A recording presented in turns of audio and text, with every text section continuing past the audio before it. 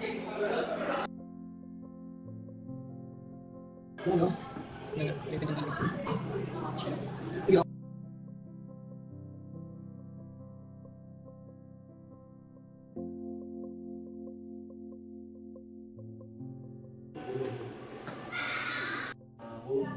perhatian kita di sini saya mau ngasih surat riset buat presentasi di sini, Bu. Oke. Tugas apa nih, pelajaran apa? Dari mata kuliah. Mata kuliah bisnis intelligence. Terus yang akan disampaikan materinya? Kita mau nerangin tentang PowerPoint AI, dampak pengaruh AI terhadap siswa. Pengaruh AI terhadap siswa. Untuk satu kelompok. Iya. Satu kelompok berapa orang? Atau orang. Oke, nanti ini saya terima surat pengajuannya, nanti disampaikan ke kepala sekolah, diizinkan atau tidak nanti diinformasikan kembali untuk waktu. Untuk ini masuk dalam kelas kan? Iya. Oke, seperti itu aja, nanti diinfokan kembali pada saat saya sudah menyampaikan ke kepala sekolah. Nanti kalau udah diokekan, saya kabari hari apa, jam keberapa, untuk mata pelajaran apa nanti akan diberikan kesempatan untuk presentasi di kelas selama 30 menit. Iya. Oke, seperti itu aja. Terima kasih. Bu. Ada lagi yang mau ditanyakan? Udah, itu aja. Ya, Bu. Makasih ya, Bu. Oke, sama-sama.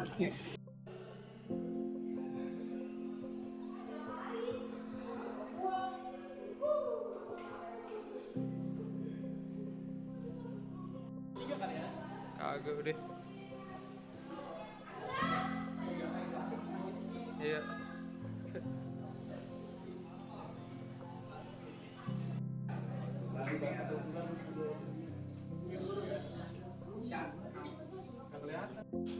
Assalamualaikum warahmatullahi wabarakatuh. Waalaikumsalam. Kita dari kampus LIPI pengen ngasih tahu pengaruh AI terhadap siswa itu kayak gimana sih. Sebelumnya di sini saya mau perkenalan dulu, nama saya Fajar Fikri Setiawan. Nama gue Lemar Roswat Torres Tambunan. Nama saya Rizana Jariban. Di sini saya bakal ngejelasin yang pertama tuh ada ringkasan singkat bagaimana kecerdasan buatan mengubah cara belajar, kreativitas, integritas, akademik, dan kesiapan karir siswa SMA dengan peluang besar dan tantangan nyata. Nah itu apa sih? Yang pertama, kecerdasan yang meniru dari robot. AI meniru aspek kognisi manusia untuk memproses informasi dan mengambil keputusan. Aspek kognisi itu segala proses mental yang berkaitan dengan kemampuan berpikir, penalaran, pemahaman, pengenalan, dan mengingat. Dan yang kedua ada belajar dari data. Model AI terus belajar dari data untuk memecahkan persoalan kompleks dan menyelesaikan outputnya. Dan yang ketiga ada sahabat digital, menjadi alat bantu siswa, tutor virtual, asisten tugas, dan sumber referensi cepat dalam pembelajaran modern. Di sini ada personalisasi belajar sesuai kecepatan. AI mungkin materi yang adaptif, menyesuaikan tingkat kesulitan, gaya pengajaran, dan waktu belajar untuk setiap siswa. Umpan balik instan membantu koreksi cepat tanpa menunggu giliran, dan sumber belajar digital tersedia di tempat. Yang pertama ada evaluasi otomatis untuk identifikasi kelemahannya, dan yang kedua untuk pembelajaran individual atau learning path. Yang ketiga ada akses ke sumber multimedia dan latihan interaktif. Produksivitas kreatif AI sebagai asisten. Yang pertama, ide dan kerangka cepat. AI membantu menyusun ide, membuat outline, dan memberi contoh tulisan sehingga proses pembuatan tugas lebih efisien. Yang kedua ada presentasi profesional. Template otomatis dan saran visual mempercepat pembuatan slide yang menarik dan terstruktur. Yang ketiga ada eksplorasi desain. Platform berbasis AI menawarkan variasi desain dan literasi cepat untuk proyek seni dan multimedia. Tantangan utama dua sisi mata uang. AI memberi manfaat besar, namun juga membawa risiko yang harus diantisipasi oleh siswa dan pendidik. Kecenderungan mengandalkan jawaban instan menurunkan kemampuan berpikir kritis. Yang kedua, interaksi sosial. Pengurangan Diskusi tatap muka jika AI menggantikan kolaborasi. Yang ketiga, bias dan kesalahan. Algoritma bisa membuat bias data atau menghasilkan informasi tidak akurat atau halusinasi.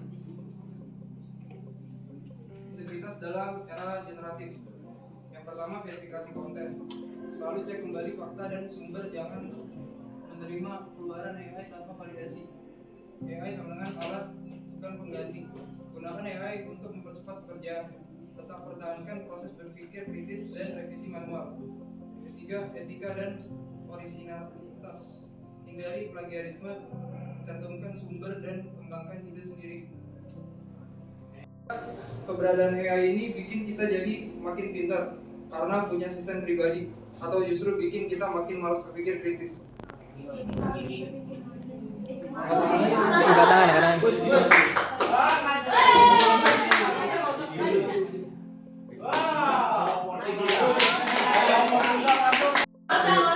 Kalau misalnya pengguna rahasia Bayaki, kalau misalnya pengguna AI itu tergantung dari diri kita sendiri. Kalau misalnya kita manfaatin AI dengan bagus, kita bakal berkembang. Kalau kecuali kita hanya untuk pakai buat malas belajar, buat nyontek, itu bisa bikin kita malas belajar dan distraksi.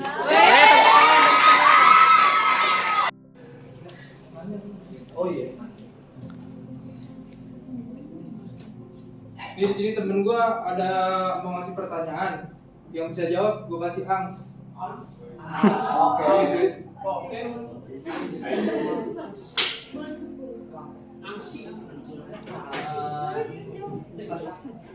Siapa yang bisa nyebutin nama 5 jenis AI berbeda yang paling populer?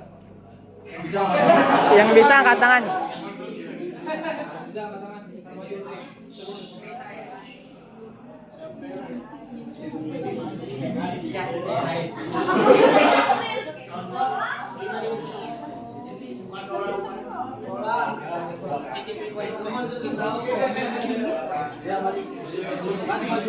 Maju.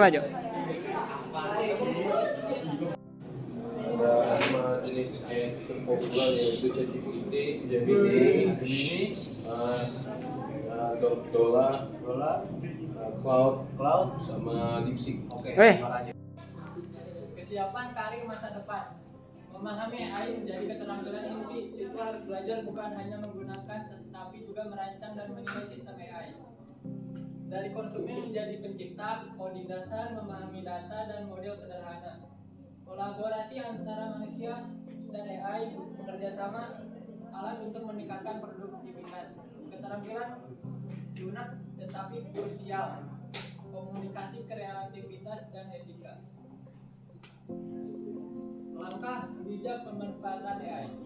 1. Gunakan untuk pembelajaran. Manfaat AI untuk menjelaskan konsep yang sulit, bukan hanya memberikan jawaban jadi. 2. Cross-check sumber. Bandingkan keluaran AI dengan buku, teks, dan sumber akademik untuk memastikan akurasi. 3. Fokus pada kreativitas. Latih kemampuan yang sulit ditiru mesin, originalitas, pemikiran strategis, dan empati. Kesimpulan, kuasai teknologi, jangan dikuasai. AI memperkuat potensi, tetapi keberhasilan siswa bergantung pada sinergi antara rasa ingin tahu manusia dan kemampuan komputasi. Pendidikan yang baik menggabungkan literasi AI, etika, dan pengembangan keterampilan kritis. Jadilah generasi cerdas AI. Mulai sekarang gunakan AI dengan bertanggung jawab, mempelajari cara kerjanya, dan merancang proyek besar berikutnya dengan kombinasi kreativitas manusia plus kemampuan AI.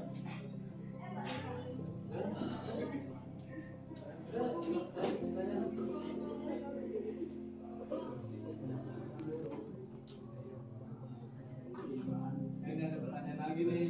Ini ada pertanyaan lagi, yang bisa jawab angkat ya. Kalau AI bisa menyelesaikan tugas sekolah dalam hitungan detik, kira-kira skill apa yang harus kita miliki agar kita tidak kalah saing saat lulus nanti? Kalau AI bisa menyelesaikan tugas sekolah dalam hitungan detik, Kira-kira skill apa yang harus kita miliki agar kita bisa bersaing saat lulus nanti? Ada yang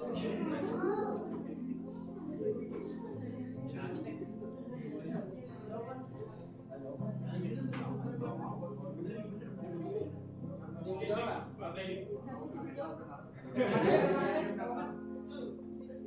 Ini.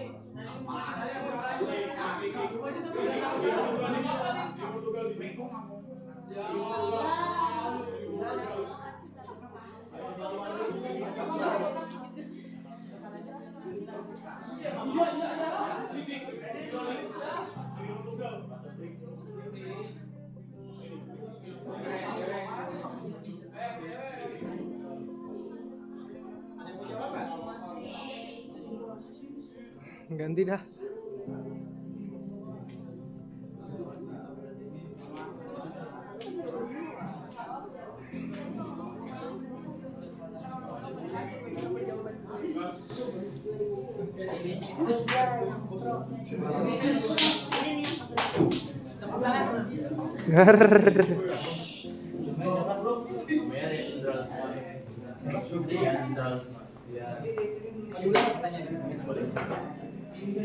Kalau AI bisa menyelesaikan tugas sekolah dalam hitungan detik, kira-kira skill apa yang harus kita miliki agar masih bisa bersaing di dunia kerja?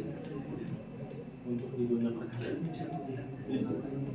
tergantung dari bidangnya ya. Kalau misalnya skill itu tergantung dari diri sendiri ya.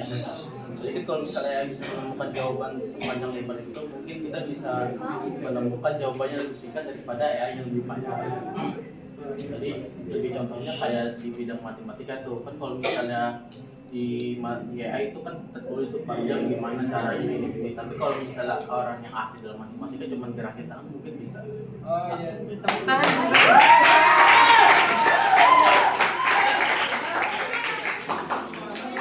Ya dari kita ya kayak gitu aja, kurang lebihnya mohon maaf. Assalamualaikum warahmatullahi wabarakatuh.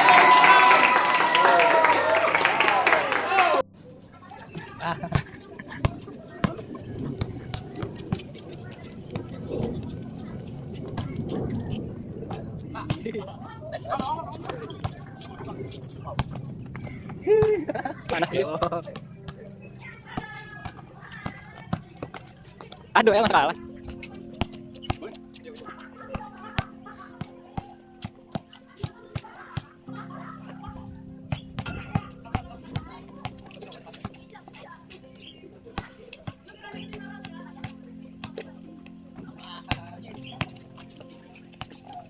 Saya nggak pada gila.